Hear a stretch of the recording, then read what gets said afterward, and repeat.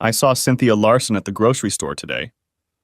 She told me Jack is back home to run the family business while his brother Jeff recovers from his accident, Brenda Johnson told her daughter Laura. Jack? Laura asked, suddenly determined to shove the can of peas as deep into the pantry as possible. Yes, Jack. You remember him, don't you? He's your husband, or ex-husband. I'm not sure which description is more accurate. Is he still your husband? Mom! You know I don't like to talk about my problems with Jack. I don't know if we are still married or not. I've never received any official papers or notices of divorce, Laura reluctantly admitted. You've never filed for divorce, have you? Brenda persisted. No, I haven't, Laura replied, studying her shoes. He's the one who left. I thought he was going to apply. Your situation is the strangest I've ever seen, Brenda declared. He left 6 years ago. In all that time, he's never called, emailed, or even written a letter. You can't still love him after all he's done to you. Or can you? Laura lowered her eyes again, but answered nothing. Oh, shit, her mother exclaimed. Don't tell me you're one of those women who accept violence and even think you deserve it. He abandoned you! It's his fault, Laura. A man who leaves his wife without explanation deserves no consideration. Since he's in town, divorce him. He was a great guy when you married him. In fact, he was great right up until the day he left. I liked him. He seemed responsible, considerate, hardworking, and devoted to you. And suddenly he's gone! You're still young. You need to find a good man you can rely on and create a good family. I make my own decisions, Mom. I'm 27 years old, I have a good job, and I live in my own house. I'm not a burden to you and Dad, so I would appreciate it if you would stop running my life, Laura replied. I just want you to be happy, honey. I don't think you've been happy since the day Jack left. If he loved you even a little bit, he would never have left you the way he did. He must have had a girlfriend. No! Jack would never cheat. He's not like that, was Laura's immediate response. Laura's quick and decisive response surprised her mother. Her daughter was still defending the man who had packed up and abandoned her in the middle of the night. How could she? Why would she? Laura claimed that they hadn't quarreled before Jack had left, but never told her what could have caused such an abrupt break in their relationship. Brenda was sure that Laura wasn't telling the whole truth, and it was unlikely she ever would. Laura Masterson did not sleep well that night. She tossed and turned, trying to get comfortable, but sleep wouldn't come. Every time she closed her eyes, she saw Jack in front of her. He was the most handsome man she had ever known. He was fun and calm and devoted to her. At least he had been before she'd ruined everything. Now he was back in Stone Ridge. Laura knew their paths were bound to cross someday. After all these years, she still didn't know what to say to him. And what could she say? She knew how trite an apology would seem. There were no words to adequately describe the depth of her remorse. She had ruined their relationship. They could never be the same. Her life wasn't a fairy tale. It was real, and it was disgusting. 2 days later, Laura was visiting her mother again when her younger sister Kate, a graduate student at Ohio State University, came in after work. She was a journalism major, so she had a summer job at a local media group. I saw your husband today, Laura. He came by to place some ads. Are you interested in hearing about it? Kate asked. If not her, then me, the girl's mother interjected. What did he look like? Well, if anyone was hoping he'd gone to hell, they'll be quite disappointed, Kate replied with a slight chuckle. He's probably the most handsome man I've ever seen. Really? Brenda replied, furrowing her eyebrows. Can I assume he hasn't gotten fat and lost all his hair? He was wearing a t-shirt with pockets and jeans. As far as I could tell, he looked completely ragged. Donna was doing the announcing, and I was watching and listening from the next room. He didn't see me, Kate added. Did you hear him say something? Laura asked quietly. Like how he was such a dumbass that he dumped you? No, he just gave Donna the ad and paid her. His daughter, on the other hand, is stunning. Kate's mind raced as she watched her sister's reaction. Does he have a daughter? Brenda asked as Laura sat in stunned silence. That's why he left. He got some girl pregnant. You're lucky you got rid of him, Laura. I don't think many women would feel that way seeing him in that tight shirt and jeans, Kate objected. He exudes sex appeal. Besides, his daughter looked too old to have been born after he left Stone Ridge. I think she's about 12 or 13, Kate said. How could he have a daughter 12 years old? He's only 28 years old now. He should have been 16 when he became a father. We know that didn't happen, Brenda reasoned as Laura remained silent. I heard him introduce the girl to Donna as his daughter. Her name is Kansas. She's gorgeous. She's very athletic and seems to be Daddy's little girl. Did Jack's daughter have hair as dark as his? Laura asked. She's a stunning blonde, Kate replied, watching her sister closely. Whatever her ethnicity is, it suits her very well. Oh, I just thought of something, Kate proclaimed. Since Jack is her father and you're still his wife, you must be her stepmother or something. Kate! That was just mean, Brenda scolded as Laura ran off to the bathroom. There's something weird about all of this. I have a feeling things are going to come to light very soon. Secrets don't usually last long in a small town, although this one did last 6 years. Who was that pretty girl in the other room? Kansas asked as she and Jack left the media group's office. She couldn't take her eyes off you. Remember when I told you about how I got married years ago? It was my ex-wife's sister, Kate. She's probably about 22 years old now. I think she was surprised to see me. Was your wife as beautiful as her sister? Kansas asked. She was even more beautiful, Jack replied with a small smile, remembering Laura's face. She was absolutely beautiful. Kansas studied Jack's face before he spoke. You really loved her, didn't you? Why did she cheat on you? I wouldn't have told you this if I'd known we'd be moving back to Stone Ridge, Jack allowed. Please don't tell anyone about it. If she doesn't tell you herself, no one will know why we broke up. There's no reason to hurt her now. You're something!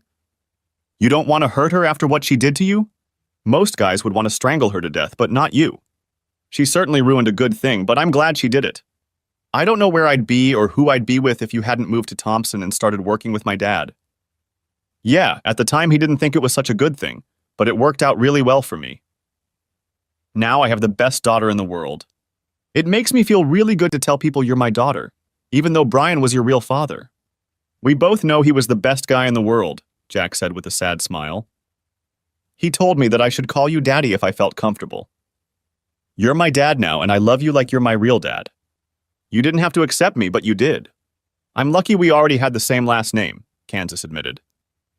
We were fortunate that Brian was able to give us a heads up in time to plan. He was the one who insisted we start the adoption process. If your father had testified before he died about how he wanted me to adopt you, it would have saved us a lot of red tape.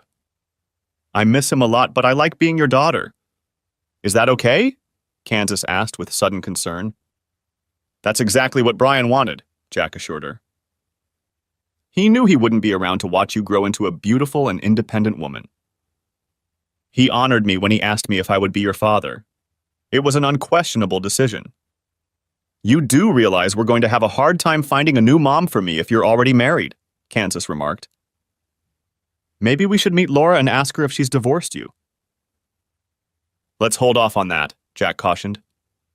When I filled out the adoption paperwork, I indicated that I was married. Social services rarely looks favorably on single men adopting beautiful young women. Let's send you to school and cement our position in society. When we're sure no one will give us any trouble, we can go to Laura to get a copy of the divorce decree. Until then, we won't be looking for a new mom, okay? Of course, Dad. I understand. I just know that all women will want to marry you. We just need to make sure we find one that's right for both you and me. Not every woman will agree to have her daughter go on dates, Kansas teased. Stop worrying about that. If a woman can't fully accept you, she won't stand a chance with me, Jack promised. You will always be my daughter. Your children will be my grandchildren. End of discussion. Kansas rushed over to Jack and hugged him tightly. Jack was well aware that the loss of her mother as an infant and her father last year had caused her great distress. He had to keep reminding her that he loved her very much and would never leave her. Jack explicitly explained to his mother what topics would be off limits when he and Kansas moved in with her. He would help run the family construction business, and would not tolerate interference in his personal affairs. His mother, Janet, readily agreed. Jack was surprised at her quick agreement, but decided not to say anything more on the subject. Jack was washing up in the bathroom when he overheard Kansas talking to his mother. "Grandma, we saw Laura's sister, Kate. She's very pretty. Do you think Laura is as pretty as her sister?" Jack had to strain to hear his mother's reply. He knew she was trying hard not to let him hear her. He made it clear that Laura, her family, and anything to do with Laura were off limits. "Honey, Laura is a beautiful woman. She was pretty when she and Jack got married, but now she's turned into a confident, capable young woman. I don't see her very often because things aren't going well with her and Jack, but she's always been very polite to me. If it were up to me, those two would still be together and give you brothers and sisters. Too bad it's not up to me. I promised I wouldn't discuss this topic, so we'd better change the subject before your father hears us," Janet concluded. "Dad drove me by the new school this afternoon," Kansas informed him as Jack entered the room and sat down at the kitchen table. "Their soccer field looks like it's in great shape. I can't wait to try out for the team. I saw online that there will be tryouts next Tuesday afternoon." "I didn't know you played soccer," Janet exclaimed, but with less enthusiasm than Jack had expected. In fact, this information seemed to worry his mom. "It's my favorite sport. I was one of the best players on the travel team when we lived in Thompson. We only lost one match," boasted Kansas. "She was far from the best player on the team," Jack remarked with a chuckle. "She's just being modest." "Sounds great," Janet praised, wondering if she should tell Jack who his coach was. She hid a chuckle at the thought of how the first practice would go and what a shock Jack would be in for. He was the one who had insisted that no one talk about Laura. She was simply complying with his unreasonable demands, and it looked like it might backfire on him. Laura listened to the mother of one of the girls as she watched the 20-something girls kick soccer balls at each other. A tall blonde girl caught her eye. Her movements were flawless. She easily guided the ball, flipping it from foot to foot, and easily flicked it past the girl who had been their best goalie last year. As soon as she was able to gracefully escape from the small talk of the chatty mother, she approached the blonde girl and watched her more closely. Sensing her presence, the girl stopped working with the ball and turned to look into Laura's eyes. "Hi, I'm the team coach," Laura began. "Everyone calls me Coach or Coach Masterson. You seem to know a lot about soccer." When Laura spoke, the girl's jaw dropped. She scrutinized Laura from head to toe before she finally spoke. "Hello, ma'am. I'm Kansas Masterson. I believe my daddy was your husband years ago. I really like soccer, but if you think I can't be treated fairly, I'll understand and try field hockey. I don't want to put you in a difficult position." By this time, all the girls had gathered closer to listen to the exchange of views. The new girl turned out to be the daughter of Mrs. Masterson's husband. Apparently, these two had never met before. Laura was caught off guard when the girl explained that she was Jack's daughter. Gathering her thoughts, she realized that she should have guessed it from the description Kate had given. The girl was very pretty and very athletic.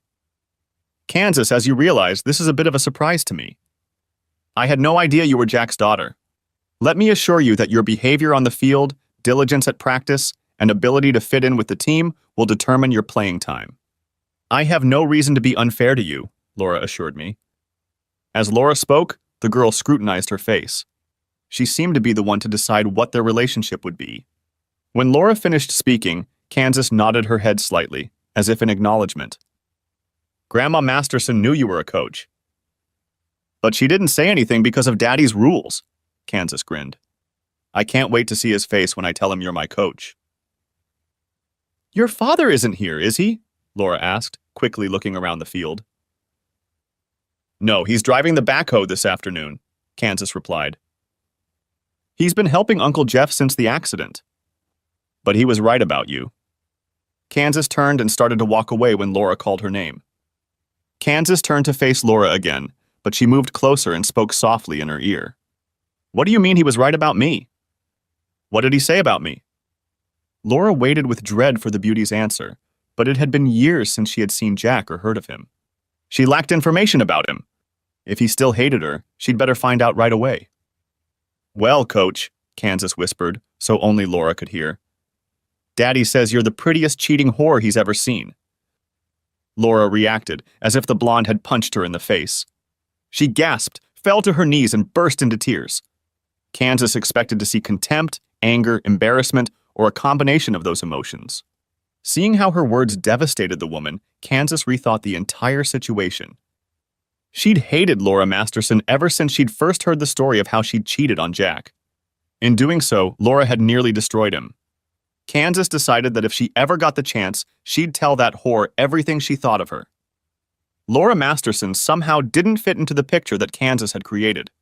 She seemed to be loved and respected by the other girls. Kansas had noticed how popular the coach had been within minutes of her arrival. Now the woman was showing real desperation over the words Kansas had said. Those were the very words she had promised herself she would use if she ever met the woman who had caused Jack such pain. Kansas took no pleasure in her revenge. She walked slowly to the bench to sit on it and wait for her inevitable dismissal. "What did you say to Coach Masterson?" demanded the woman who Kansas guessed was the team's assistant coach, who had arrived late. She flipped through the list of names on her clipboard. "What's your name?" "I'm Kansas Masterson." "I'm sorry if I caused a problem," Kansas apologized. "Masterson?" repeated the stunned woman. "Are you related to Jack Masterson?" "He's my father," Kansas stated, with what she hoped was a look of what she hoped looked like pride. "I think you'd better leave," the woman advised. "Coach Masterson is a wonderful woman. She doesn't need to be reminded every day on the soccer field about her loser husband." Kansas just nodded and turned toward the gate. She was about to leave the playground when she felt a hand on her shoulder. Kansas turned around in surprise and found herself in the arms of a sobbing Laura Masterson. "I'm so sorry, was all the woman could repeat as she snuggled against Kansas. Not knowing how to react, Kansas simply remained motionless while Laura gradually regained control of her emotions. Eventually, her sobbing stopped. The other girls gathered around again and watched mesmerized. "Your father is a fine man. Please stay and join the team," Laura instructed. "If you are like Jack, you will be a great addition. I promise I won't show so much emotion towards you again. Come back, please." Kansas found Coach Masterson leading her back to the bench. When they reached the bench, Laura turned her around to face the other girls. "It's useless to deny that I practically broke down a few minutes ago. I want you to understand why. This is Kansas Masterson. Her father is my ex-husband. Her sudden appearance has shaken me deeply. I hadn't seen her father in 6 years. And even though I knew he was back in Stone Ridge, I was still surprised to find Kansas here today. I want you all to treat Kansas kindly. She's not to blame for all this drama. It would be wrong to blame her." Looking directly at Kansas, Laura asked the question she dreaded the answer to. "Is your mom around here somewhere? I'd like to meet her and compliment her on what a wonderful daughter she has." "Mom died when I was 3, Kansas answered with some excitement. "It was just me and Daddy left. I apologize for being rude before. Daddy is punishing me for being such a witch. I'm sorry, Coach Masterson." Laura's head was spinning as she pondered Kansas's words. Her mother had died when she was 3 years old. How was that possible? It had been about 10 years ago. Jack was still in high school then. She decided that was a mystery for another time. "We started off on the wrong foot," Laura replied. "Let's start over. I'm Coach Masterson and you're Kansas. Let me tell everyone the rules and expectations of the team, and then we'll start practice." After practice was over, Kansas climbed into her grandmother's SUV to drive home. "How was your first practice, honey?" "It went pretty well," Kansas stated. "All the girls have been good to me and some of them are pretty good players. I think we're going to have a good team." "Very nice," Janet replied, and then asked about the coach. "How did you like the coach?" "I heard she was very nice." "Why don't you just ask what you really want to know, Grandma?" Kansas replied with a smile. "Good. How did you get along with Laura? Was she surprised when she found out who you were?" Janet asked. "Did you like her?" "Well, she's kinder than I thought. She's still very worried about Daddy, and it's been 6 years. Jack never told anyone why he left her. I don't know how much he told you, but they were a beautiful young couple. They seemed to love each other very much. Then one night, Jack got in his truck and drove away," Janet recalled. I don't think he ever spoke to Laura again. I heard she didn't know why Jack left. She can't blame it on Daddy, exclaimed Kansas furiously. She knows exactly why Daddy left. She drove him away. He's not the bad guy in this case. Okay, I think Jack already talked to you about that, Janet reasoned. I'm glad to hear that Jack didn't run away from Laura for no reason. Can you tell me why he left? Only Dad or Coach can explain it to you. I promised my dad I wouldn't tell anyone, Kansas replied. When Jack got home, dinner was waiting for him. After he cleaned himself up, he sat down at the table and, slicing a pork chop, asked Kansas how her soccer game had gone. It didn't start out very smoothly, Kansas admitted as she watched Janet. Coach looked upset when I told her my name. We talked for a while. Eventually, it smoothed out. Jack noticed his mother wince as Kansas briefly described her day. He knew it was a sure sign that there was more to the story. Your coach is a friend of Laura's? I should have considered that possibility. Do you think you'll get a fair evaluation? Laura Masterson is my coach, Dad. Jack was speechless for a full minute as his brain tried to comprehend the implications of Kansas's statement. He realized that he had made a mistake in not learning more about Laura's current situation. Jack's mother smiled broadly as Jack turned to look at her. She could still read her son's face and knew what conclusion he'd come to. Mom, can you tell Kansas and I more about Laura? It looks like we're going to have to talk to her regularly, Jack admitted reluctantly. It's very nice of you to ask at finally. Laura is a math teacher at Stone Ridge High School. She has been coaching soccer for 3 years. Last year, they only lost 2 games. She is still single or married to you, depending on which rumors you prefer to believe. The general consensus is that her husband ran off one dark and stormy night, probably because he had a girlfriend on the side. That's not true! Daddy never cheated. Kansas! What did I tell you about that kind of talk? Jack interrupted. I expect you to speak and act respectfully when you're around Laura. Please don't do anything that I would have to apologize to her for, Jack insisted. That would be embarrassing, to say the least. Jack noticed how red Kansas's face turned as she quickly lowered her gaze to her plate. He took a deep breath before he spoke. What did you do, Kansas? How bad was it? I may have called her a bad name, but I apologized to her, Kansas added immediately. I think we're okay now. She treated me the same way she treated the other girls during practice. What exactly did you say? Jack asked, cursing himself for telling Kansas the reason for his failed marriage. I have to whisper this to you. Grandma mustn't hear it. I know it was wrong, but it just came out. I'm sorry, Daddy. Kansas stood up, walked over to Jack and whispered in his ear. Janet couldn't hear what the girl said to Jack, but it was clear from his reaction that he wasn't happy. Kansas, I told you something in confidence and you couldn't keep it a secret, Jack complained, trying to contain his irritation. That puts me in a very uncomfortable position. I expect you to learn a lesson from that mistake. I regretted it as soon as I said it, Kansas replied crushingly. It hurt her a lot more than I expected, Kansas admitted. I forgot to tell you that she told the girls you were her ex-husband. Now we can find you a new wife. Laura was at loose ends. She struggled to act normal so she could make it through the team's training session. She was glad she lived alone as she sat in her favorite chair and cried nonstop for hours. School was still 2 weeks away, but practice for fall sports had already started. Even though she didn't have to get up early to teach lessons, she still had to get ready for soccer practice. As she drove to school the next day, she told herself that this day would be much easier. Yesterday's drama wouldn't happen again. Then she almost collided with Jack Masterson as she rushed to the back of her SUV to remove her team gear. Hi, Laura. Do you have a moment? I'd like to apologize to you. I guess, Laura replied, though the thought of Jack having to apologize to her seemed ludicrous. Is there a problem? Kansas told me what she said to you yesterday. It was wrong. I tried to raise her better. It's partly my fault. I shouldn't have told her why we broke up. She and my cousin Brian are the only 2 people I told about it, Jack assured Laura. She's young and she wanted to hurt you. Laura couldn't help but notice how great Jack looked in a simple cotton t-shirt and jeans. His stomach was flat and the muscles of his chest stretched the fabric covering it. His arms were muscular and embossed. His hair was longer than she remembered.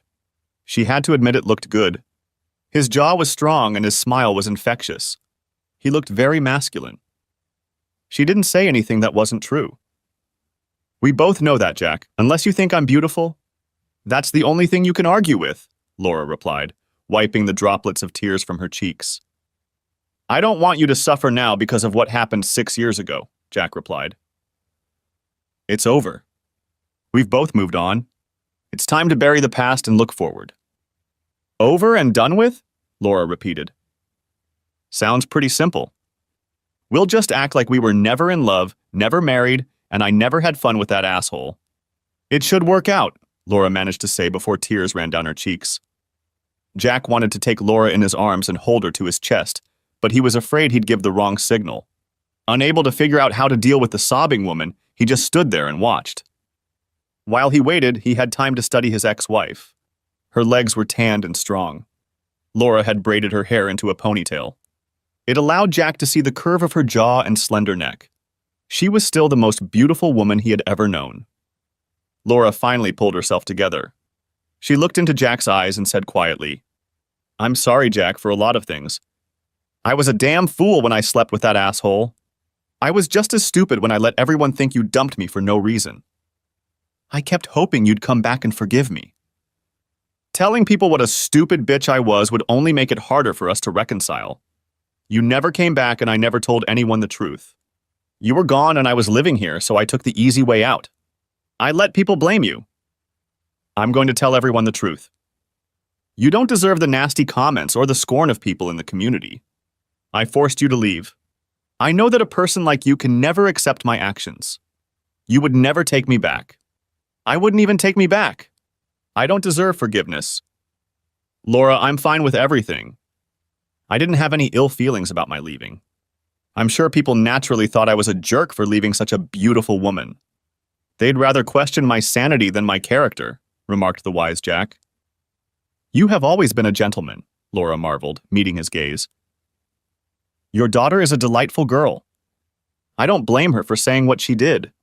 Please don't be too hard on her. I think she's going to be my star player. It was nice to see you and lighten the mood, Jack replied. We'll be seeing a lot of Kansas on your team. I hope we can get along without any drama. I must say, you've gotten even more beautiful than you were when we got married. Thank you, kind sir, Laura replied. You look like you've added a few pounds, mostly in your arms and chest. I never thought of you as chiseled before, but now the term fits you. Thank you for taking the time to straighten us out a bit. Jake noticed about a dozen girls standing off to the side, watching him talk to their coach.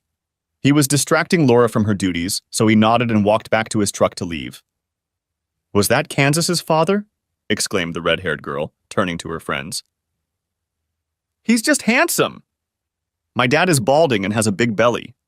He looks much older than Mr. Masterson. Why did Coach Masterson dump him? Wondered another girl.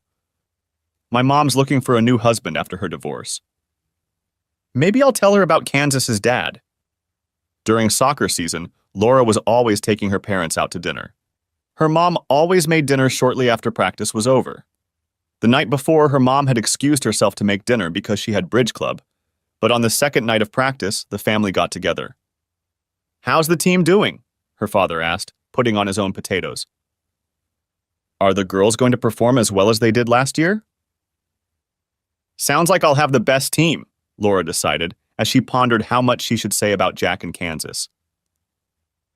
Your best player is back again, isn't he, sis? Kate asked.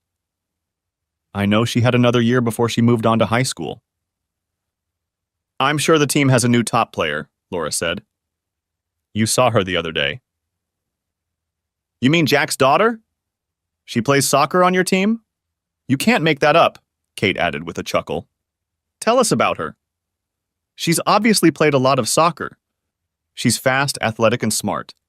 Most girls like her, Laura explained. She's also a nice girl. Wow, Kate exclaimed. How did she react to you? Did she know her stepmother was her coach? What did she say? She was as surprised as I was when we met. I told her I was Coach Masterson, and she knew right away that I was married to her dad.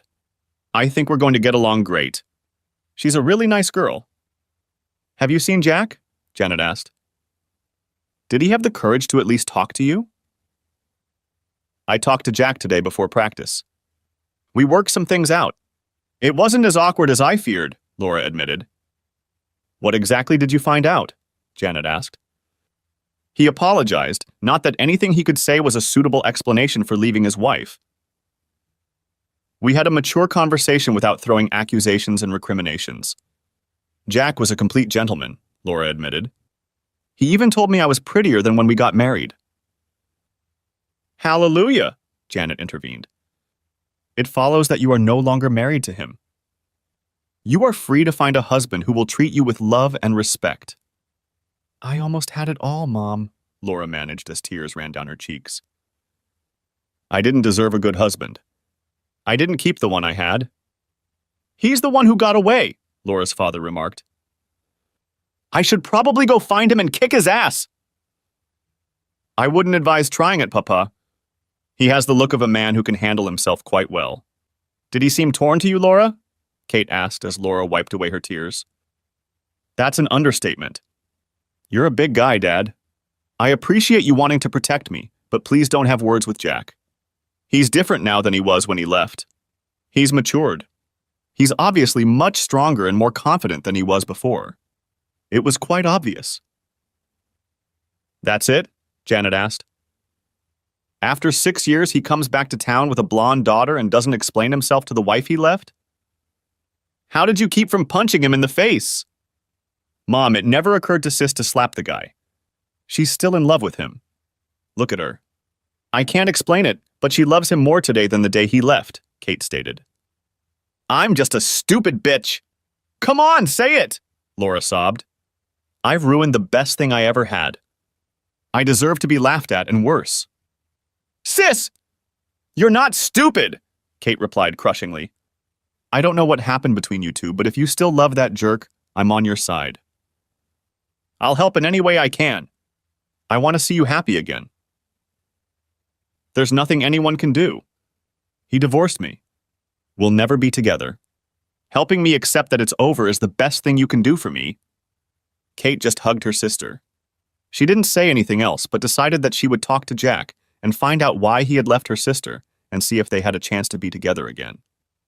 The next morning, Jack was just about to give orders to his men when Kate Johnson walked into the building. The men knew enough about Jack's history with her sister Laura to remain silent as Kate approached him. What can I do for you, Kate? Jack asked in a professional tone. I want to treat you to lunch at Ellie's tonight. Meet me there at noon? Jack had no choice but to agree. He would never refuse a lady such a request in the presence of others. In fact, he had always liked Kate, and he didn't mind having dinner with an attractive young woman. Kate was already sitting in the stall when Jack walked in. She stood up and hugged him tightly. Thanks for coming in, Jack. You look great. You have become a very beautiful woman, Kate. It's good for my ego to be seen with you, Jack replied calmly. You've always been a gentleman. How about we place an order and then we can catch up? I have a lot of questions, Kate admitted. The first one is what you did to get so pumped up. Once they had ordered, Jack began answering Kate's many questions.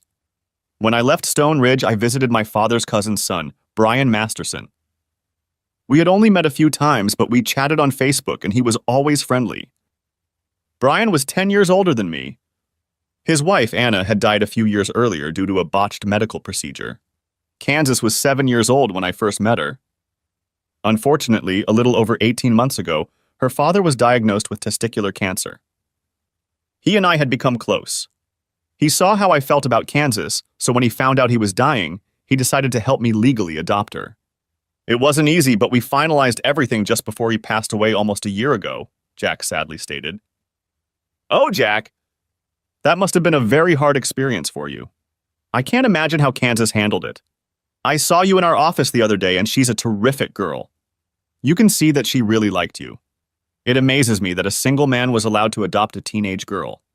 I've heard horror stories about how difficult these adoptions are.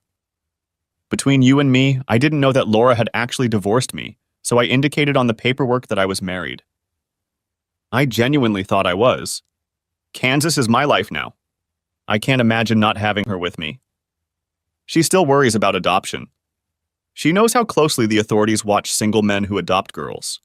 She wants to help me find a wife as soon as possible, but what she really wants is a mom. Kate knew that Laura thought Jack had divorced her. Now Jack was telling her that he thought Laura had divorced him.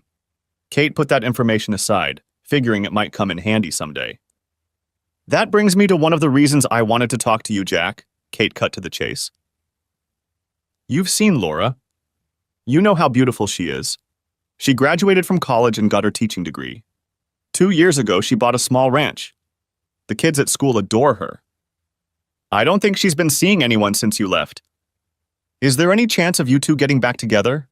You were the perfect couple, Kate stated with conviction. I'm sorry, Kate. That's not going to happen. We're very different people now than we were when we got married. We've gone our separate ways.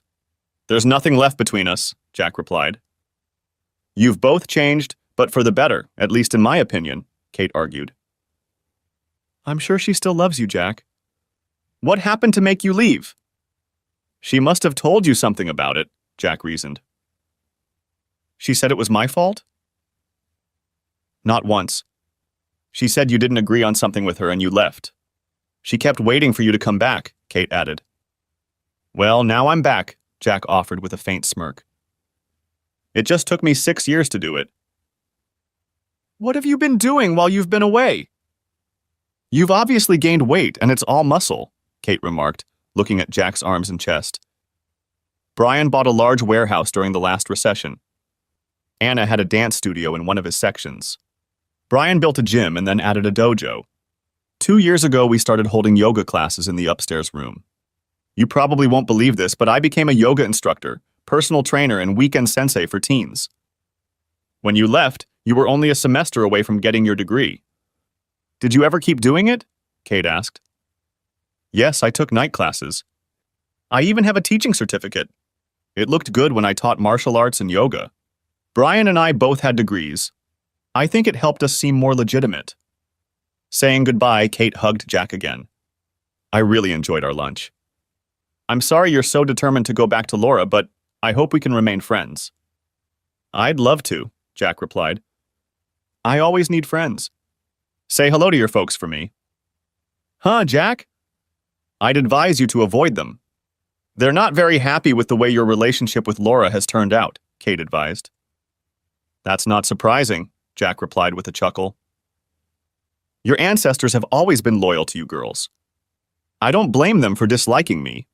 In fact, I'd be shocked if they didn't love me. The next morning, Laura felt better than ever. She hadn't realized how guilt and anxiety had defined her life for the past 6 years. She had made peace with Jack and with herself. She wished desperately that she had never cheated on him and that Jack still loved her, but she had to face reality and make the best of it. When Laura approached the practice field in the afternoon, she saw Kansas doing some stretching exercises and the other girls watching her. Soon they joined Kansas, or at least tried to. How can you bend over like that and keep your balance? One girl asked after she fell to the ground. It seems like you're defying gravity. My dad helped me learn my stretching regimen. It's borrowed from both yoga and martial arts. He could teach you, but I can't. I don't know where to start. I can do stretching, but I don't know exactly how I got to this point, Kansas admitted. You, Dad, can you do those stretches? An incredulous friend asked. I thought men couldn't bend as well as women, especially guys with muscles like your dad's. They can do it if they work at it, but most men don't want to put in the effort it requires. They prefer to do martial arts where they can punch and block, Kansas replied. Most of Dad's physique was derived from yoga. Maybe he can show us how to do those stretches, another girl suggested. I know he's working, but maybe after practice we could stay longer to learn. I don't know if Dad has the time. Besides, I don't think Coach would agree to that. She might think Daddy is meddling in her team's affairs. He's very careful when dealing with underage girls. There has always been at least one adult present during the kids' sessions. Kansas, if Jack wants to show these girls how to do stretches, I'll gladly stay and chaperone, Laura interjected. I can so see the other teams watching you girls do the stretches, Kansas. We'll be in their heads before the match even starts, Jack was surprised when he picked up Kansas the evening after practice. All the girls on the team, as well as Laura and several mothers, greeted him. "Dad, the other girls have seen me do pre-match stretching and want to learn how to do it. I kind of told them that you're a yoga instructor and might want to practice with us after practice for a half hour or so." Laura watched Jack's face soften as he listened to Kansas. He couldn't hide a smile as he listened to his daughter. She felt a pang of jealousy over the obvious love he felt for her. "I guess you can, but I need at least one adult present at all times." "That's out of the question," Jack insisted. "Kansas told us you need an adult. I already promised the girls that I would chaperone the instruction." "It's okay if I practice with the girls," Laura asked. "Some of us moms would like to take advantage of the situation, if you don't mind." "I doubt I'll ever be able to do what Kansas does, but I could use any improvement," stated a slightly overweight woman with red hair. "We'll start tomorrow. I will bring a change of clothes with me. I suggest you all dress appropriately for yoga. I will be teaching a class for the girls. They are young and athletic, so they will probably progress faster. The moms shouldn't be upset if the kids start faster," Jack warned. Jack never once managed to stray from yoga instruction for less than an hour. The girls were already athletic and practiced hard to gain the grace and strength that Kansas displayed. 3 single moms were faithfully showing up to class. Laura had no doubt why they were so interested. Low-cut tops and tight yoga pants created a look that few could ignore. For his part, Jack liked working with the girls. He learned their names. He knew many of their families, since he himself had grown up in Stone Ridge. It pleased him how seriously they took his instructions. Laura was very different. She always dressed more conservatively than her 3 mothers, but she looked amazing. She was very trim and surprisingly strong.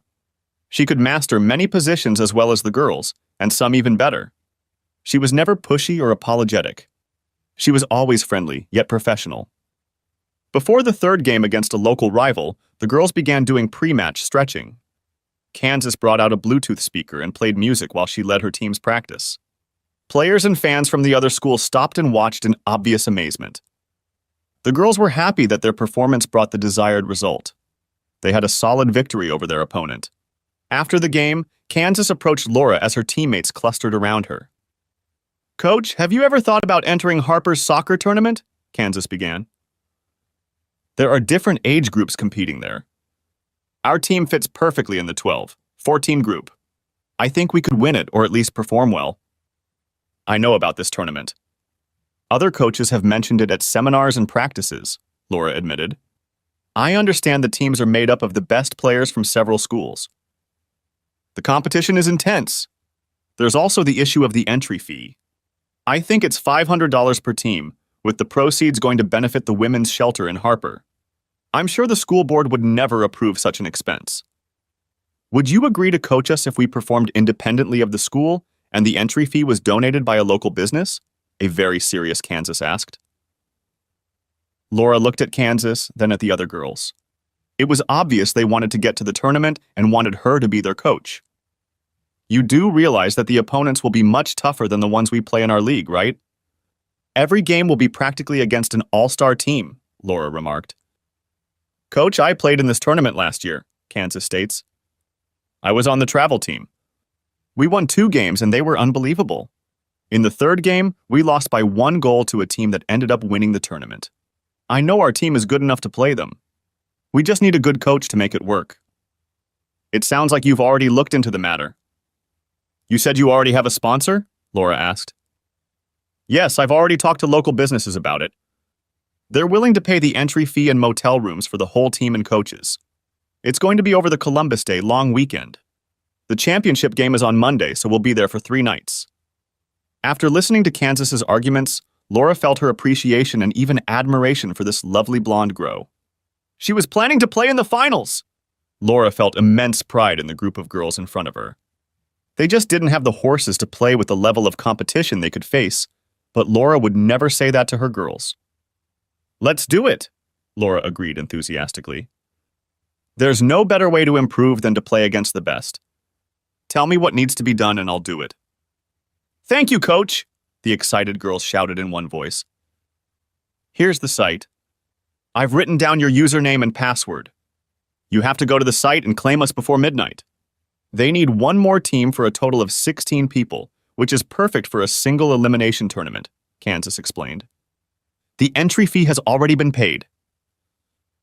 Wow, you've got it under control, Laura replied with a chuckle. Our team is called the Ridge Runners, Kansas said. We will have t-shirts with our names on the back and the team name on the front. It's going to be a lot of fun.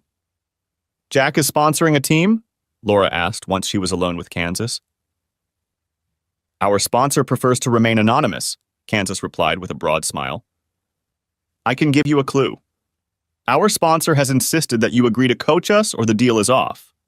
For some reason, our sponsor believes you are an excellent coach and a role model for us impressionable girls. Then Jack will stay away, won't he? Laura joked. Don't underestimate Dad, Kansas cautioned. He keeps a close eye on everything. He wants the best for me and for the whole team. Less than 2 weeks later, Kansas was leading their team warming up on a sunny Saturday morning in preparation for their first game. A surprisingly large number of people traveled from Stone Ridge to support the team. Jack cheered as he watched Kansas maintain the smiles and laughter of the girls as they prepared for their first match. He noticed that the other team was watching the warm-ups closely. By now, the girls could perform stretches and poses more or less coherently, and it was impressive. The match started with the other team scoring a goal within a minute of play. 2 minutes later, the same girl scored again. Laura was concerned about her team's ability to come back from the loss. They hadn't lost a game all season and had won 6. A short time later, play stopped as an opposing player was helped off the field with a sprained ankle. Laura pulled Kansas off the field and sent in a substitute. Do you see what's going on out there? We have to stop that girl from scoring! She's making plays all over the field. I want her to be pressured when she gets to the ball. Make sure the girls know to run after her. I think she's their best player. We're going to stop her and we can win. After that, the Ridge Runners settled down. They managed to keep the other team's best player from putting a decent shot on goal. The half ended with a 2-goal difference. Girls, you all know how I try to emphasize team play. They know that Kansas is our top scorer and they chased her all half of the game, Laura noted. We really need the rest of you to step up. When Kansas goes to one side, pass the ball to the other side. They are totally focused on Kansas. Put some strong shots on goal. Their goalie only had to kick a few marshmallows. Make her work! The Ridge Runners came out for the second half with a much more aggressive attitude. The girls started firing at the goalie and scored twice with follow-up shots off rebounds after the goalie made a save. With under a minute left in the game, Kansas scored their first goal of the game to give the Ridge Runners a 1-goal lead. That was the last goal of the game. The Ridge Runners advanced to the next round. The girls were ecstatic. They hugged each other and Laura and then hugged their fans. Laura saw Jack enclose Kansas in a bear hug. As he lowered Kansas to the ground, one of the team moms hugged him and kissed him hard on the cheek. Laura was a little upset, but realized she had nothing to complain about. She turned to go to one of her parents when she felt strong arms wrap around her. Suddenly, she was in Jack's arms. It had been almost 7 years since she had enjoyed this simple pleasure. The Jack she was now snuggled up to was like steel. She was no small woman, but Jack had no trouble sweeping her off her feet. That was a great coaching job, praised Jack. Kansas told me you did a good job. Thanks for that and for treating the girls so well. Thank you for sponsoring us and getting us rooms, Laura replied as Jack hugged her. Some girls could never afford the trip in the rooms. It was very generous of you. I'd do anything to make Kansas happy, Jack admitted. I never knew how deeply a man could feel for his daughter. She makes me feel alive. She wanted the other girls to have that experience. She enjoyed it last year and feels this team is better. She also thinks you are a much better coach, Jack added. Dad! Kansas shrieked. You've got a death grip on our coach. If you don't want me to start calling her Coach Mom, you should probably put her down on the ground so the rest of us can hug her. Oh! I'm sorry, Laura, Jack apologized, gently bringing Laura back to her feet. I got a little carried away. I don't think she minded much, Kansas pointed out as Laura blushed. You know you already have a room. I understand her mother had the same sense of humor, Jack explained, turning to look at Kansas. The whole team and most of the fans stayed behind to watch the next game. The next day, they were to face the winner of that game. Laura wanted her children to learn as much as they could about their style of play. She knew they would have to give it their best to have any chance of winning. The next morning, Kansas shined, leading her team to a 5-3 victory. She scored 3 of her team's goals. The other team could not contain her speed and precise footwork. The win allowed the Ridge Runners to advance to the semifinals, which took place in the afternoon. As it turned out, the semifinal game was against a travel team that Kansas had played last year. Before the game, Kansas spoke briefly with the girls from the other team. It was obvious to the Ridge Runners and their fans that Kansas really liked her former teammates. It was also noticeable that Jack Masterson was popular with the team members, as well as the adults who supported the team, especially the mothers. The field only had bleachers on one side of the field, so fans of both teams were scattered everywhere. Several moms took the time to give Jack a hug and wish him well. By the end of the game, Laura and the others had seen a different side of Jack's nature. The tournament was a fundraiser. The referees were always local high school girls who played soccer for their school. Parents and coaches realized that although the girls were getting some reward for their efforts, they were far from professionals. The game was tied when one of the umpires kicked the ball out of bounds and mistakenly gave it to the opposing Ridge Runners to put into play. A large man in his 30s suddenly stepped onto the playing field. Play stopped as the man was loudly berating the girl. Both teams watched in stunned amazement as the man continued to shout threats and obscenities at the teenage girl who had made the wrong choice. Laura was already heading toward the man when she saw the poor girl suddenly burst into tears, run a few feet to the sideline, and hug Jack. Jack held her to his chest as the girl sobbed uncontrollably. At that moment, the woman on the bleachers made a statement that was heard by everyone present. "Jack Masterson is going to kick this guy's ass." Apparently, the rough man heard the statement as well. He stepped closer and turned to Jack. "I may have gotten a little carried away. I didn't mean anything by it." "Apologize to Macy and then get out of here," Jack growled, patting the girl on the back. "These kids are doing a great job. They deserve our thanks and appreciation. They sure don't need some damn bully humiliating them." The man pondered Jack's words, and then a woman's voice came from the bleachers again. "You better take Jack up on his offer, asshole. He's close to beating you like a rented mule."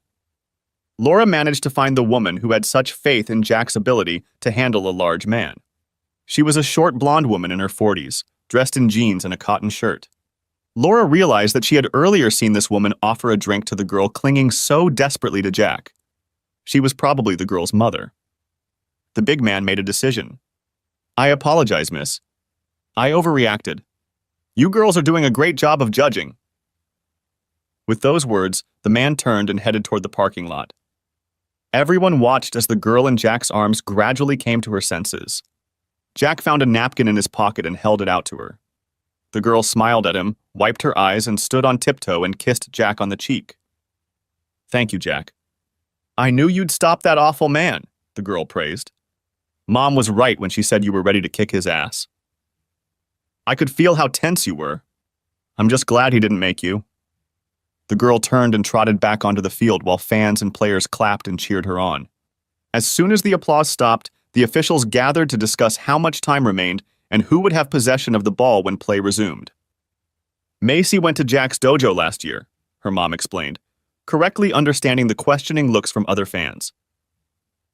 "She thinks Jack hung the moon, and I can't argue with that. No one can insult a woman when Jack is around. He just won't let that happen. Rick Jefferson is a pretty big guy. He's known to be willing to fight. I was afraid he would hurt Jack," stated the mother of one of the Ridge Runners. "Jack Masterson?" Macy's mom asked in surprise. "Have you ever seen him compete?" "I mean, Jack would kick that guy's ass." Play finally resumed when the referees, with the help of the adults running the tournament, sorted out the situation. With less than a minute left in the game, Kansas quickly gained possession of the ball and gave a long pass to a teammate rushing down the sideline. The girl drove the ball into the corner of the goal, scoring what turned out to be the winning goal. When the game was over, Kansas hugged most of the members of the losing team. Jack was very proud of her sportsmanship. Macy's mother walked over to Jack and hugged him as tightly as her daughter had. "Macy knew she could count on you. She really does look up to you, Jack. Her grades in school have improved, and she's going to go to a state college next fall. She wants to be a teacher. You really set her on the right path last year. Why did Rick Jefferson end up here? Asked one of the fathers of Runner's Backbone. Sarah is his niece. She's the one who scored the winning goal, the man's wife replied. She must be very embarrassed. The championship game was scheduled for the next morning. It was Columbus Day and schools were closed due to the holiday. An awards ceremony was scheduled to be held immediately after the game. The Ridge Runners easily defeated the three teams they faced to reach the finals. The team was very talented and well prepared. Stone Ridge fans watched their girls raise their level of play at a very fast pace. With less than 3 minutes left in the game, a Kansas teammate was able to deflect a pass from the other team. Kansas broke into the game, outran everyone, and shot the ball past the goalie's outstretched arms to tie the game. Stone Ridge fans cheered Kansas's effort. Their cheers echoed around the field. The other team simply took their positions and prepared to continue the game. The Ridge Runners gave it their all, but their opponent proved to be very talented as they managed to score with just a few seconds to go. For the remaining time, the Ridge Runners were unable to mount an offense and lost by a 1-goal margin. Laura watched with pride as her girls hugged and congratulated each other and the winning team. Parents and supporters of the girls came out onto the field to express their pride in their children's efforts. The awards ceremony was only minutes away. Ridge Runners players and fans gave a long and loud applause when Laura came on stage to accept the second-place trophy. The top player from the winning team received the tournament MVP award. Kansas was called to the stage to present the sportsmanship trophy, which she proudly displayed to her team and fans, holding it above her head and smiling broadly. When the ceremony was over and Kansas accepted Jack's congratulations, she asked if she could ride home in the van with a few other girls. After talking to her parents and making sure they had room and were responsible drivers, Jack agreed to her request. As he watched the van Kansas was riding and pull out of the parking lot, Jack felt his hand being taken. She's a delightful girl, Jack. You're doing a great job with her. Laura saw Jack watching Kansas leave and decided to talk to him. She thought that even if they were divorced, they should be able to have polite conversations. At least Jack seemed to have forgiven her enough for that. I have no idea how to raise a daughter, Jack admitted. Women are a complete mystery to me. You've proven that. Jack's remark hurt Laura, but she didn't let him realize it. Jack, I was wrong. I have no defense or excuse. You were right to leave me. I know that. All I can ask is that we can talk to each other from time to time without insults and anger. You're right, Laura. I have no reason to dig into the past. You've done a great job coaching the girls. Kansas thinks your grades are high. She knows you could have been petty and made her presence on the team unbearable, but you didn't. We both thank you for that. I may have been a stupid bitch when we got married, but I don't think I was ever a vindictive bitch, Laura stated calmly. I really like Kansas, and I hope to be friends with her after soccer season is over if you'll let me. If you're afraid my lack of common sense and morals will be passed on to her and you don't want me hanging out with her, I understand. I wish you would continue to be interested in her, Jack replied. I wasn't trying to imply that you're not a good person. She needs some adult role models. You know I'm not fit to be a teenage girl, Laura replied. You seem to be just that. Everything I've seen and heard about you is good, Jack stated. You forgot to add the qualifier since you've been back at Stone Ridge. We both know you saw and heard something before you left that made me look bad, to say the least. I like to think I've learned from my mistakes. Your mom and dad are looking at us, Jack remarked. They look like the cat pooped in their oatmeal. Yeah, it's on my conscience. I just couldn't tell them why you left, Laura admitted. Naturally, they blame you.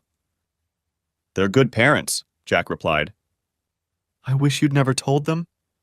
It wouldn't do you or them any good. Have a safe trip and thank you for talking to me. I've finally mastered my feelings of guilt and remorse. You're a good man, Jack. A few minutes later, Laura headed home. Her parents were participating in a 3-day tournament and were returning with her. Laura was not surprised when her mother began to question her. So what did you and Jack talk about? Brenda asked. Family, Laura replied. I complimented him on what a great job he's doing raising Kansas. He tried to brush off the praise. He told me what great parents I have. Did he say that before or after he saw us shooting daggers at him? Janet asked. Really? It was after he saw you looking at him, Laura replied. He's not stupid. He understands why you dislike him. He seems to think it's to your honor. I don't see how he can be so damned reasonable about anything except honoring his marriage, Laura's father grumbled. 3 days later, Laura sat down to dinner with her family in a depressed state. Kate immediately noticed that Laura was in a bad mood. What's wrong, sis? You look depressed. Is it that obvious? Sarah Jefferson came up to me after practice. She said her Uncle Rick has a friend who works in the county where Jack used to live. Apparently, when Jack adopted Kansas, he claimed he was still married to me. Single men have a hard time adopting teenage girls. Rick was furious about what happened at the tournament and denounced Jack. He said Jack lied on the paperwork and questioned whether he was a fit parent. There will be an investigation and Jack could lose Kansas. Sarah said that Kansas cried when she told her about it. I know Jack. He won't give up on Kansas. He'll leave the country with her before he lets anyone separate them, Laura stated. He likes to run away when faced with a problem, Laura's father allowed. Laura, you're still married to him, Kate announced. He told me he thinks you divorced him. You think he divorced you? None of you idiots have thought of that. Divorces are filed and people get notices. You're just as married today as you were the day you walked out of the church after the ceremony. I don't see what difference it makes, Brenda brushed it off. He's still living as a single man with an adopted daughter, even though he lives with his mother. That's not exactly what he said. Laura, you need to call Jack. He and Kansas can move in with you and be the family he promised the court, Kate exclaimed. I won't stand for it, Brenda declared. You don't know him anymore. He could be aggressive or violent. Putting Laura in danger is not the answer. Mom, Jack isn't cruel. He would never hurt me, Laura insisted. I'll go to him right now. Jack sat at the kitchen table. A sobbing Kansas sat on his lap and cried into his shirt while his very distraught mother watched on. The doorbell rang and Janet hurried to answer it. Jack? Can I talk to you in Kansas? Came Laura's voice from the doorway. Now is not a good time, Laura. Kansas and I are going on a trip and we need to pack. I'll have Kansas call you from the road, okay? You won't have to pack. Or rather, you will have to pack, but not for a long trip, Laura said softly. Please don't, Jack replied impatiently. This doesn't concern you except for your soccer team, and that's way down the list of things I'm worried about. Jack, she's my daughter too. Kansas stopped sobbing and turned her red eyes to Laura. Janet gasped at Laura's statement. She immediately sank back in her chair and stared at Laura. If you're trying to take Kansas away from me, you're in for one hell of a fight, Jack growled. You have no right to call her your daughter. Jack, I'm still your wife. The adoption papers say I'm her mother. I'm sure some of the papers have my signature on them. I want you and Kansas to move in with me. If you're under investigation, it'll be just like you told them. That will solve the problem, exclaimed a hopeful Janet. You and Kansas would still live in town. Kansas would still go to the same school with her friends, and you could still help Jeff with the business. That might have worked until Laura decided she'd had enough of us, Jack remarked. She can kick us out anytime she gets in her head. If I leave the toilet seat up, she might throw me out. I can't risk Kansas getting hurt like that. Jack Masterson. You know damn well I wouldn't do that. I screwed up once. I admit it, but that doesn't define me as the man I am now. I'll put your name on the contract. Hell, I'll let you pay the damn mortgage if it makes you feel better. I love Kansas like a daughter. I'd be honored to be her mother. Dad? Can we try? Kansas pleaded. Coach is a very nice person. She won't do anything bad to me or you. What are your options, Jack? Flee to some country with no extradition? How does that work for most people? This isn't a movie. This is reality. You have a chance to give Kansas a stable home life and a chance to go to a good school with her friends. Do what's best for her, even if the mere thought of having me around makes you sick, Laura insisted. Jack fell silent, thinking about the situation. When he came to a decision, he looked around. The three women were staring at him intently. "Okay," was all he said. The three females squealed with delight. Kansas jumped up and rushed over to Laura. Jack watched as they hugged tightly. Laura kissed the girl's forehead. He looked at the mother. Tears were streaming down her cheeks. Jack wiped his eyes with the back of his hand and stood up. "I hate to interrupt this celebration of love, but I think it's time for us to move. We don't know when the official guests will be coming over, or if they will come at all," Jack announced. "We need to see your house and decide how things will work." "Of course," Laura agreed. "Why don't you follow me to my house right now so we can determine what we need?" "Can I go with Mom?" Kansas asked. "Mom?" Jack repeated. "Of course. Why do I feel like I've lost control?" "You only have 2 bedrooms," Jack remarked, looking around Laura's small ranch house. "I don't see how it can work." "It's simple math," Kansas replied with a sly grin. 2 people share a room and one gets a room to himself. "I'm not going to share a room with you, Kansas," Jack stated emphatically. "Of course not," Kansas agreed. "I'm not your wife. I'm a teenage girl and I need my own room. You two are married, so cohabitation shouldn't be a problem." "We started this charade to prove that we're a normal family," Jack replied. "Sleeping with Laura goes beyond a charade." "Sleeping with her, but sleeping only with her would still be a charade," Kansas teased. "Is it really that hard?" "I'm standing right here," Laura interrupted. "Kansas should have his own room. Jack, you and I can share my bedroom. I have a double bed, so you can keep your honor intact. I'll even give you 2 drawers and some space in my closet." Jack and Kansas moved into the house before 11 o'clock at night. Laura was moved to tears when Kansas asked her a question before bedtime. "Is it okay if I call you Mom?" "If it becomes a habit with me, it will seem natural if someone comes here to check on us," Kansas reasoned. "If it bothers you, I won't do it." "Honey, nothing will make me happier," Laura whispered as tears came to her eyes. "What about school?" "What do I call you there?" Kansas inquired. "I'm going to be your mom anyway, so it'll be okay," Laura replied. "I don't think that's a good idea," Jack cautioned. "We don't want to suddenly start acting different. We're trying to show that we've been a family for a long time. If Kansas called you coaches last week, I think she should continue to do that. I'll be the only one going home with my mom after practice, helping her cook dinner and cleaning the house," Kansas promised. "I can't wait to be a part of a real family." Jack was about to warn Kansas not to go too far in family matters when Laura caught his eye. She shook her head almost imperceptibly, but Jack caught the meaning. Laura lay in bed watching Jack as he came out of the bathroom and cautiously climbed under the covers. "You sleep in your pajamas now?" "You used to always sleep naked." "I try to be a gentleman. Since Kansas started living with me, I have a pair of pajamas to wear when I get up," Jack explained.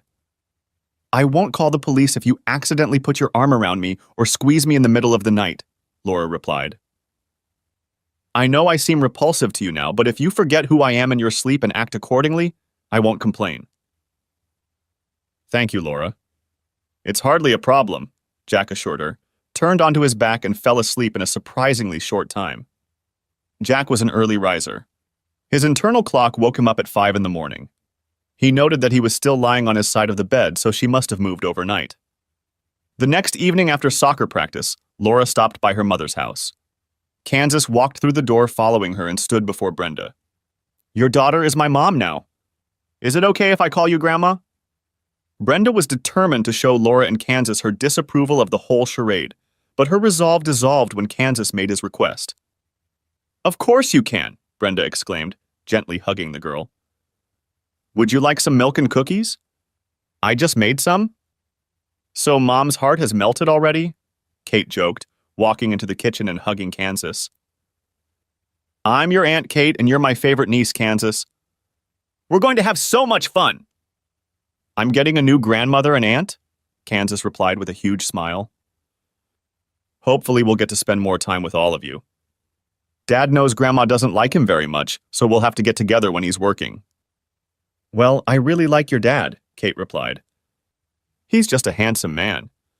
How do he and your sister get along? Okay, I guess. They spent half an hour working out their rules of behavior in the bedroom.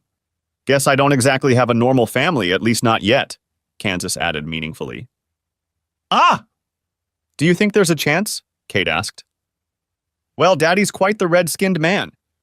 Mom looks like a mannequin, only with more curves, so I don't think he has much of a chance, Kansas admitted, as Laura blushed thickly. You're not thinking of going back to Jack for good, are you?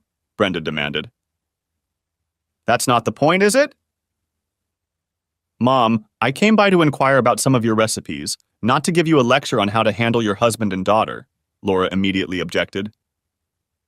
I don't know how things will turn out. Jack doesn't really like me right now, so you can take comfort in that. Jack entered Laura's house shortly after she and Kansas had started dinner. He looked around and then went out the back door with a notebook and measuring tape. Once dinner was over, Jack talked about what was on his mind. Laura, I want to make an addition to this house. I was thinking we could do another 26 feet by 14 feet. That would give you a large bedroom with a large bath and a huge walk-in closet, as well as a half bath for guests. Can I show you what I'm thinking? That sounds great, Jack, but I can't afford it, so there's no point in even discussing it. I've had trouble with my mortgage several times already, Laura replied. I'm willing to pay for a refill if you'll let me, Jack said. You're making a huge sacrifice for Kansas and me. I'll feel much better if you'll let me do it. It will increase your capital and give us a lot more room. Is sleeping with me really that bad? Laura asked, trying to keep her composure. Does just looking at me make you sick? No, it's not that. We don't need to cramp up like this. We'll still live in the master bedroom, but we'll be much more comfortable and we'll have more closet space, Jack said. I'll agree to this if you promise to sleep with me the whole time we live together, Laura demanded. Agree or leave? Jack looked at Laura's jaw and realized she was being serious. Glancing at Kansas, he saw that she was making a weak attempt to hide a smirk. Shrugging, Jack said to both women, "We have a deal." The soccer team remained undefeated in the league. As the season was coming to an end, Jack overheard Laura talking to Kansas about volleyball. By the end of the conversation, Laura had a new recruit for the team. Jack couldn't help but notice how close Kansas and Laura had become. They joked around, went shopping, cooked meals, and played team sports together. Kansas was as happy as he had ever seen her. His relationship with Laura was complicated. Laura respected his boundaries and remained friendly, but not romantic or intrusive. She never expressed negativity about the work that was being done on her house. The first week after moving in, Jack brought a backhoe to the site. Living in a mild climate allowed work to continue until late fall. The house was scheduled to be completed by Christmas. Kansas and Laura were excited about the expansion and the fact that they would each have more closet space. Kansas was going to move into Laura's old bedroom. That way she would have a separate bathroom and a large enough closet for clothes and accessories. Jack and Laura often discussed how they would respond to any agency that came to their home with questions about Kansas and the family arrangement. They developed a plan that they both strongly supported. As time went on, they began to wonder if anyone was even going to interview them, or if it was all too overblown in their imaginations. The sleeping arrangements remained the same. Neither Laura nor Jack ever went to bed without pajamas. Jack stopped worrying about waking up to one or both of Laura's breasts being in his clutches, or him pressing himself against her. She'd never mentioned it, so he figured it wasn't a problem. He was lying in bed one night thinking about the proposal he was about to make when he felt Laura tense up. He was surprised when she reached out and placed her hand on his chest. She let out a satisfied sigh and fell into a deep sleep. 2 days before Thanksgiving, Laura and Kansas came home from school and caught Jack in the driveway in deep conversation with the blonde. They continued to talk as Laura pulled into the garage.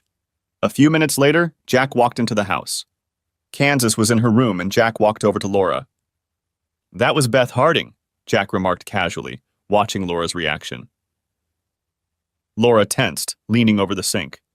Jack saw her flinch as she whispered the question. "What did she want, Jack? Was she angry? What did she say to you?" "Her husband, Chuck, has a brain tumor. He's dying and she asked if I would visit him," Jack revealed. "Don't do it! He wants to rub your nose in it. He wants to hurt you, Jack. Don't let him. Please don't let him," Laura begged. I told her I would, even if it was just to watch him die, Jack replied. I'd like to hear what he has to say. He'll say I'm a whore. He'll get into my pants effortlessly. He'll probably try to say it wasn't just the one time you caught us, that I'm a bad lay and laugh in your face. He's mean. It's my fault. I should have known better, but if he was a real man, he would never go after a married woman, Laura reasoned. Why did you sleep with him then? You didn't look like a woman in a lot of pain that night, Jack recalled. In fact, you kept repeating his name over and over and saying how good he was. I was crushed. I thought about killing you both, but I decided it was better to just walk out the back door and drive away. I don't know why I did it, Laura sobbed. He was the big man on campus. He was a senior and I was a sophomore. He was a soccer star and I was just a wife, a married woman who was unavailable to most men, but not to him. He was good to me. I knew what he wanted, and for some damn foolish reason I figured I could take him on and you'd never know. It was my only affair. I ruined my life. I lost what I loved because I was young and stupid. I never blamed you for leaving. When I found your ring on the kitchen table, I knew it was over, that you must have come home and seen me with it. Now I'm living in a hell of my own making. I love Kansas, but we're not family, not really. I can't make it up to you. I know that. We will never have the love that binds us together, like a family should. It's completely my fault, and I live with that knowledge every day. Why didn't you tell me you weren't happy or wanted to try other men? Jack asked softly. I didn't want to try other men. I just wanted to feel like something special for one night. The high school stud wanted me. The irony is how much smarter I became after you left. You became better looking, kinder, completely devoted to me. You became a better man in every way that mattered. Believe it or not, that was the last time I had sex, Laura declared. You are still the only man who has ever made love to me. I guess I can be grateful to you for that. I now know the difference between love and sex, and it's huge. I don't think I'll ever forget the time I rushed home from that seminar to spend the night making love and found that someone had taken my place, Jack replied glumly. You almost killed me, Laura. I was willing to give my life for you, and you almost took it. Just because you apologize doesn't make up for the pain I've endured for 6 years. I know that, Jack. I really do. I'm not asking you to forgive me. I don't deserve it. You're not the kind of man to overlook the tremendous disrespect I've shown you, Laura reasoned. I too have suffered for my stupidity. I'm in a sham marriage to a wonderful man and a beautiful daughter. Think how painful it is to realize that I had it all and squandered it all. Every time I look at you or Kansas, I am reminded of how stupid I was. Over time, the pain has not lessened. In fact, it has gotten worse as my love for you and Kansas has grown. You can never love me again, and I can't be a Kansas mother if you don't. I realize that. I'm just trying to enjoy every day we spend together. I know it's going to end, and probably soon, Laura admitted. Every night when we go to bed, I lie there and hope that you will run your hands over me, kiss me, make love to me, but it never happens. It's not hard for you to resist me, Laura sadly stated. You just put up with me. It's my fault. Most men wouldn't resist me so easily, but the one I want shows no interest. Karma's a bitch. In early December, Jack walked into a local hospital and asked to see Chuck Harding. He was not prepared for what he saw when he entered the man's room. The man lying on the bed looked like he weighed 100 pounds. He looked like a skeleton with his skin stretched over it. Jack! Thanks for stopping by. If you want to slap me or even strangle me, feel free. I deserve it, the sick man said in greeting. I just came by to make sure you know how happy I am that you're freaking dying, Jack said. If you look closely, you can see the smile on my face. That's one of the reasons I told my wife I wanted to see you. I thought my suffering would make you feel better, the patient admitted. It makes me feel good to know that I am making amends, even if I have to die to do it. You're talking nonsense, Jack replied. No one wants to suffer, and no one wants someone else to enjoy seeing it. What the hell do you really want? I did you wrong, Jack. I spent most of my life being an asshole. You caught me in bed with your wife, but you didn't kill me like you wanted to. When I came downstairs, I saw an old shotgun leaning against the wall. Laura only saw your ring on the table. To this day, I've never seen a man in as much pain as Laura was that night. I owe you, and I have no way to pay you back. My life isn't worth a damn. You can see that. The only thing left for me to do is die. That's going to happen whether you're here or not. I'm just offering you a chance to watch me die. It may bring you comfort, and it won't hurt me in the slightest, Harding concluded. How will your wife feel about that? Jack asked. I think it's pretty damn grim. I told her what I did to you and Laura. She understands that I want to do something to ease my conscience. My death won't bring me forgiveness, but it will make you feel better, so she agrees. I would ask you not to applaud when the Grim Reaper takes me away. It will hurt Beth, and she doesn't deserve that.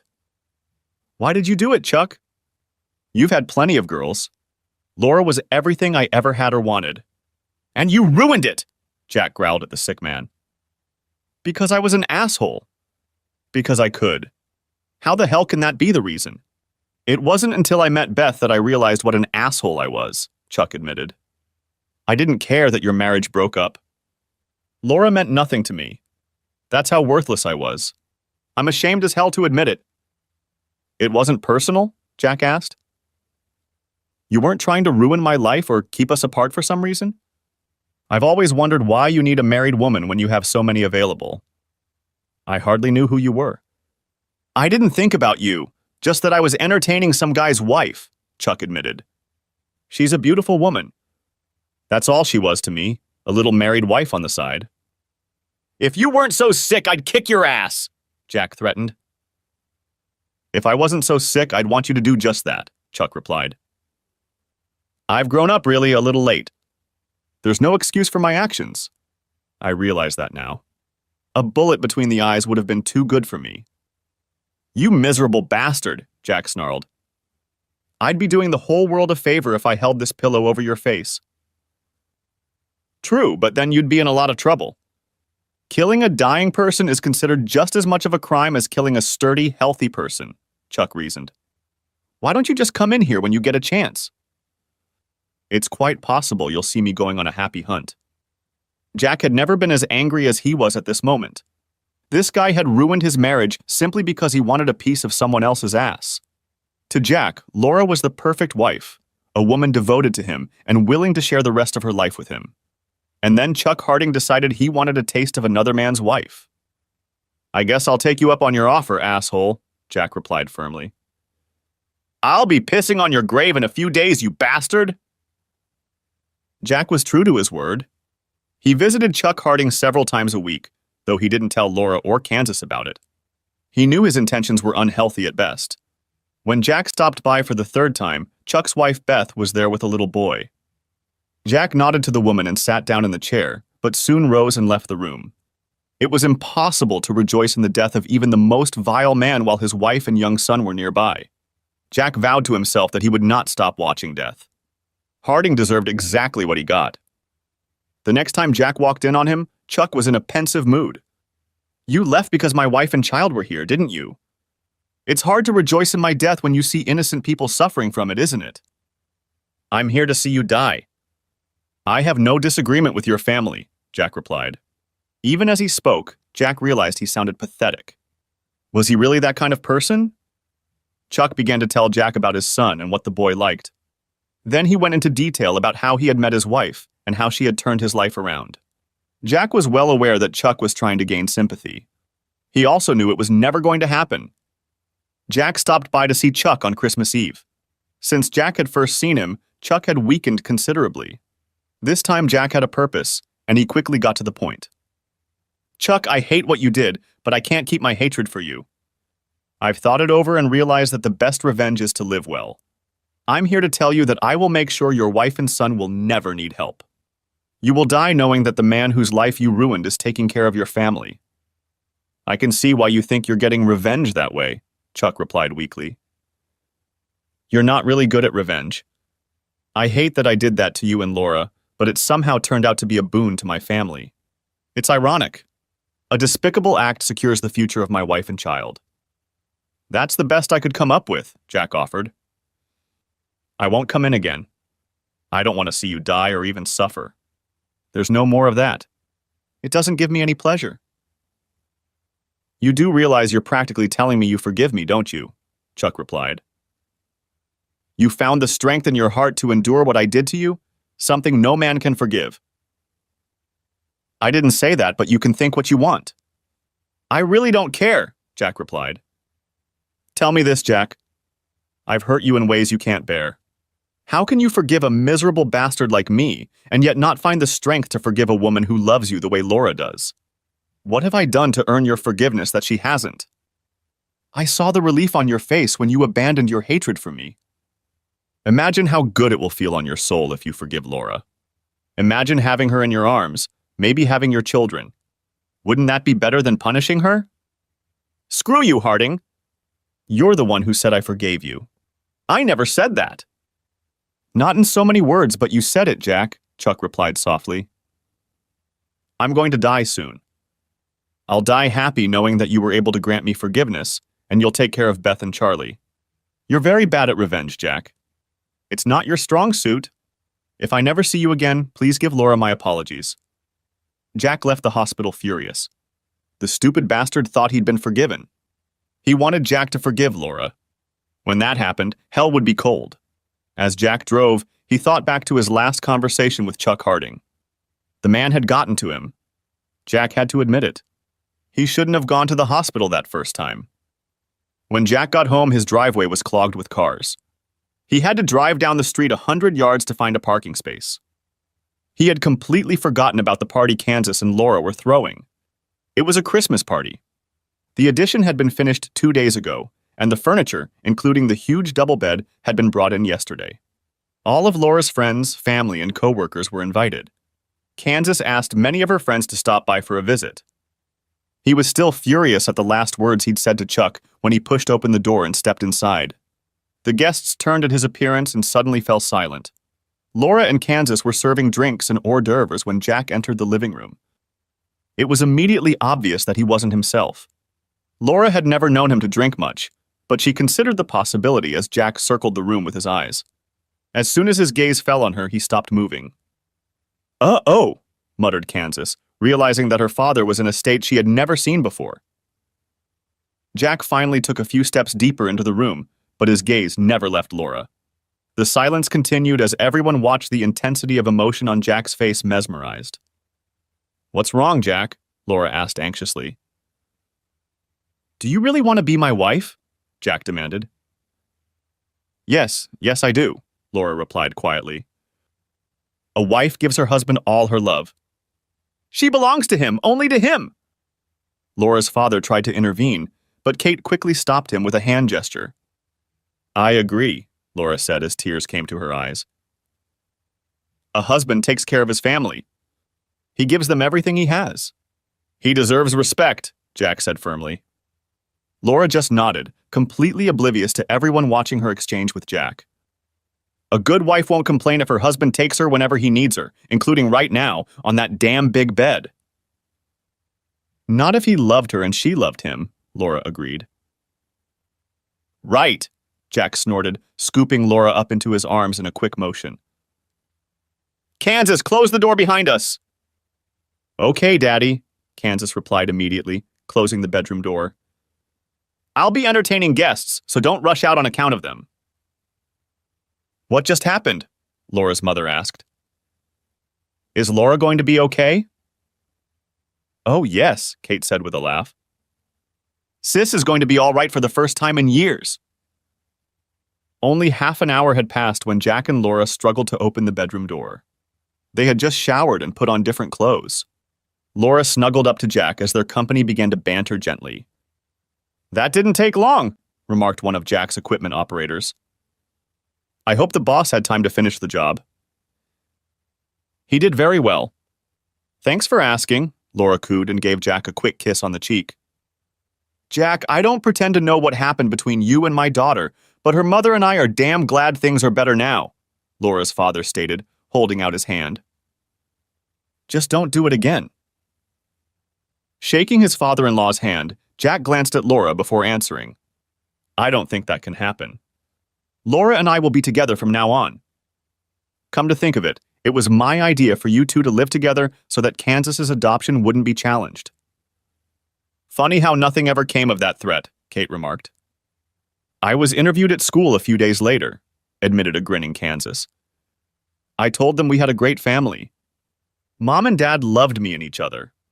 I knew they would realize that sooner or later. I didn't tell anyone about it because I wanted us to stay together. Because of that, we moved in with my mom. Why were you so emotional when you got home, Jack? His curious mom asked him. I guess I was trying to determine exactly who I was hurting and why. Eventually, I realized that the pain caused by revenge is mostly self-inflicted. I needed to treat myself better. Laura will have to suffer with me for the rest of our lives. Thanks for watching. I hope you enjoyed it, so subscribe to my channel and watch the next video.